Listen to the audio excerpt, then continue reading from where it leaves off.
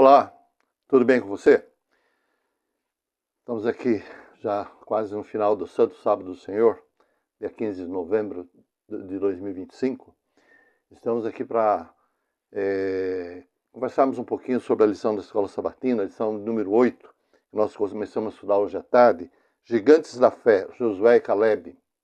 Queridos, nós estamos estudando, trimestre passado, nós estudamos sobre o livro de Êxodo, né? Ali quando Moisés, né, servo de Deus, libertou, foi o líder, né, que libertou o povo de Israel do cativeiro egípcio lá de Faraó.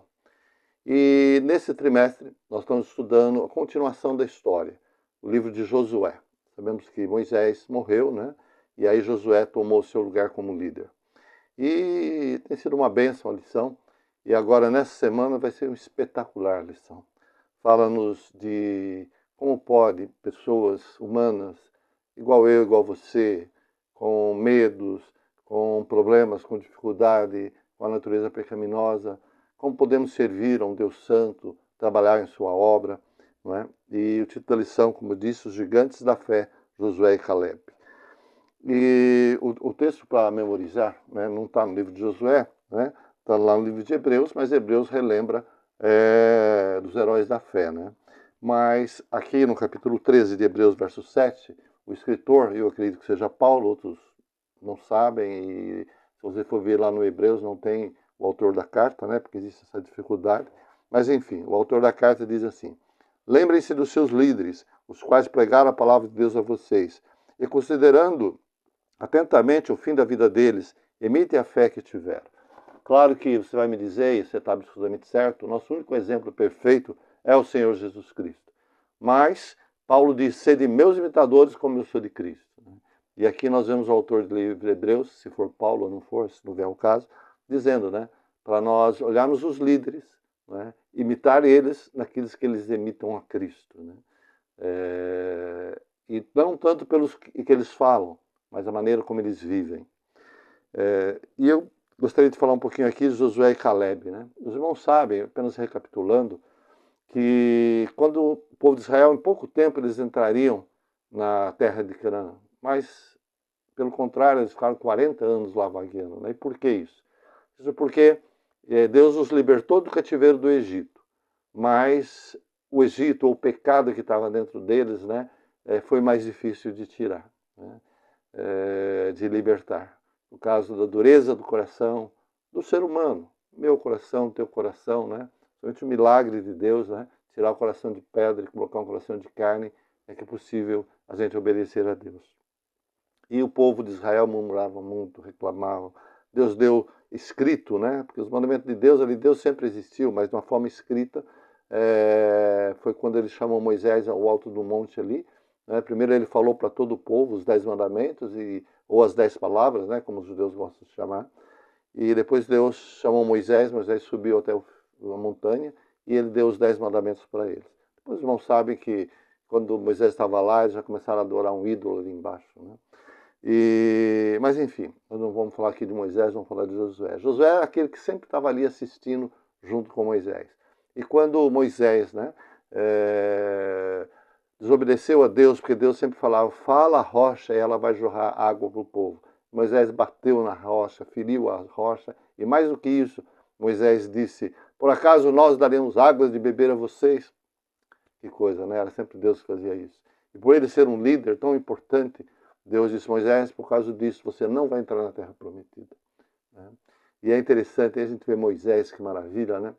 Moisés diz assim, Senhor, esse povo é como um rebanho de ovelhas sem pastor. Arrume alguém que vá à frente deles e guie eles, né? Preocupado com o povo. Né? E ele falou, não, eu tenho, é Caleb que vai substituir. E muito bem, e Caleb ali conduziu esse povo, né? Mas nós sabemos que antes disso, antes de Moisés morrer, antes de Josué assumir ali, nós sabemos que Deus mandou que Moisés mandasse 12 espias para espiar a terra de Canaã, né? Que era a terra que manava leite e mel, né? Era a terra prometida. Mas é interessante que os 12 espias, um representante de cada tribo de Israel foram, os dois voltaram. Né? E quando eles voltaram, deram um relatório para Moisés. E os 12, né, tinham concordância em uma coisa. Não, realmente a terra mana leite e mel, uma terra fértil, né? Nós vamos plantar, colher, trouxeram uvas, trouxeram muitos alimentos de lá, né? Que a terra produzia, coisa maravilhosa, né? E lembrando que eles eram sustentados pelo maná, que Deus fazia cair do primeiro dia da semana até o sexto, né? Cada porção por um dia. E no sexto dia dava em dobro, para que no sétimo dia, o sábado, eles não saíssem a recolher esse maná. Mas agora com todo aquele alimento ali, né, aquelas delícias ali, eles falam, não, realmente a terra é assim. Agora, a segunda parte do relatório é que houve completa divisão entre eles. 10 tribos, 10 representantes de 10 tribos disseram, olha, mas é impossível a gente entrar lá. Tem gigantes lá muito grandes, nós somos como gafanhotos perto deles, né? Eles vão nos esmagar, nós não podemos entrar, temos que voltar para o Egito, não vamos entrar lá. Josué e Caleb, né? Que eram 2 espias também, não, peraí, vocês não lembram tudo que Deus fez por nós, né? Quem sabe eles citaram, abriu o Mar Vermelho, foi Deus que lutou e venceu e nos libertou lá, ele tem poder para derrotar os gigantes também. Vamos lá com fé entrar. E eles não quiseram. Aí a votação, 10 contra 2, né? Prevaleceram os 10. Né? Mas aquilo ali fez com que Deus tomasse uma decisão de que todos aqueles que vieram lá do Egito e saíram, somente Josué e Caleb, que confiaram em Deus ali, né, eles entrariam na terra prometida. O restante, todos eles morreram. Agora, a lição de hoje, né, já mostra ali que eles já entraram, né, Deus derrubou o muro de Jericó, Deus fez muitos milagres ali, né, e ali eles estão repartindo a terra. Né. Agora é interessante, daquela primeira vez que os espias foram para lá, Caleb estava com 40 anos, Josué talvez por aí também, né, e agora, passaram-se 45 anos, agora estava com 85 anos, Caleb, né? E ali, cada um pegando a sua terra, né? Eu gostaria de ler para vocês aqui na palavra de Deus o que Caleb fala. Veja bem aqui, ó. Ele diz assim, né? Que Deus conservou ele com vida. Agora vocês imaginem bem, irmãos, sabendo que eles tinham, Josué e Caleb, sabendo que eles tinham condições de tomar a terra naquela época, mas os 10 não quiseram, e por culpa deles, Josué e Caleb, tinham certeza que Deus venceria, teve que aguentar ali 45 anos, 40 anos no deserto, irmão, por causa desses murmuradores. Mas é interessante que eles se submeteram a Deus, não é? Olha, isso é importante na igreja também. De repente você quer fazer as coisas certas, a maioria dos irmãos não quer, um não trabalha, tudo, se desanima, você vai ficar bravo, já quer parar com tudo. Não é assim. Né? A obra é de Deus, está na mão de Deus. Se Deus permitiu esses 40 anos, é que algum objetivo tinha. Então Josué e Caleb nunca reclamaram disso. Tinha todo o direito de reclamar, mas não reclamaram. Mas o que Josué falou é isso aqui, olha. E agora, 45 anos depois, eis que o Senhor me conservou em vida. Como disse, 45 anos há agora, desde que o Senhor falou essas palavras a Moisés, andando Israel ainda no deserto. E eis que já hoje estou na idade de 85 anos. Olha aqui. Que coisa, né, irmãos? 45 anos ali com aqueles murmuradores, mas fiel a Deus, né? Submisso a Deus. Por isso que é um herói da fé, assim como Josué também, né? E olha que ele fala no verso 11. 85 anos, hein? Eu estou com 68, quase 70 aí, irmãos. Estou passando uns probleminhas aí. É difícil, viu? Às vezes, os domingos nem dá para ir na igreja, né? O sábado, graças a Deus, tem dado. Mas mesmo assim, faltei 2 sábados. Coisa que nunca fiz na vida, né? Mas Deus sabe. E eu gostaria de poder falar isso aqui. Mas confio em Deus, que Deus vai me restaurar também. Olha que ele falou assim, ó. E ainda hoje, 85 anos, hein? Estou tão forte como no dia em que Moisés me enviou lá com o espia. Qual a minha força então era? Tal é agora a minha força. Que glória, que glória. Força para a guerra, e para sair e para entrar. Agora, pois, dá-me este monte. Irmãos queridos, sabe que monte é esse, irmãos? É o monte onde tinham os gigantes. Que todos os outros dizem, não, o gigante vai arrebentar com nós, não vamos morrer lá. né? E agora com a nova geração dizendo. E Josué, agora com 85 anos, falou, me dá aquele monte. Porque tinha certeza que Deus, né, venceria aqueles gigantes lá, como de fato fez. Que maravilha, irmãos. Que fé, irmãos. Né? Que disposição em servir a Deus. Irmãos. Então essa é uma resuminho, né? Porque nós vamos estudar na lição. Tem tantas coisas lindas na lição, irmão. Mas tanta coisa linda.